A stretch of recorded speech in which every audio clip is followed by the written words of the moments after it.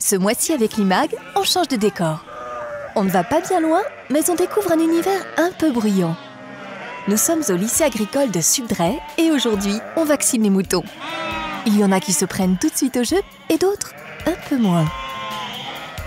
Non, j'aime pas tout ce qui est piqûre et j'avais pas l'intention de le faire. Et puis une fois qu'on force un peu, on se dit bon allez, les autres ils l'ont fait, pourquoi pas nous-mêmes quoi.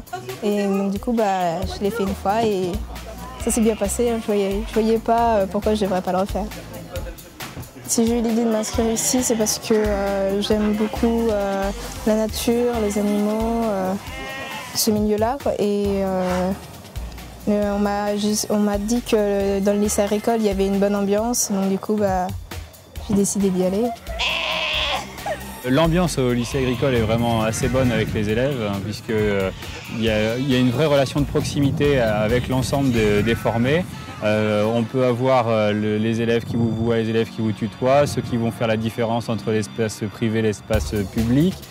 Il y a vraiment une unité. On est un peu le parent de la semaine ici. On a ici des élèves qui cherchent le contact avec la nature et pas d'être enfermés à 100%. On a des formations qui s'ouvrent sur l'extérieur et on va avec eux, on fait des choses avec eux. Et c'est ça, à mon avis, qui peut plaire à l'élève. C'était ça ou un contrôle de technique? Un bon équilibre entre théorie et pratique est nécessaire pour former les professionnels du monde rural. On va d'abord l'expliquer en cours et puis après on va tout de suite faire la pratique. Donc du coup, on va pas tout faire tout d'un seul coup. Donc c'est mélangé, donc ça passe plus facilement. Les matières préférées, on va dire que ce serait la phytotechnie, tout ce qui est machinisme aussi. Donc on va dire que c'est vraiment les matières les plus techniques de la formation. Et sinon, nous avons aussi des stages en exploitation agricole qui permettent, on va dire, de mettre en pratique ce qu'on apprend en cours.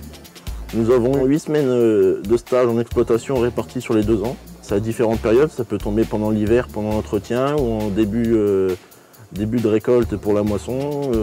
Ma grande passion, c'est la photo et la vidéo agricole. Je filme du matériel agricole, que ce soit moissonneuse, tracteur, faucheuse, pulvérisateur, tout. Je les filme pendant le travail, c'est pour à la fois comprendre l'utilisation du matériel et puis tout simplement par passion pour en garder des souvenirs. L'intérêt de venir en formation au lycée agricole, il est multiple puisque les formations ne sont pas uniquement agricoles, elles sont à l'ensemble du service de l'espace rural.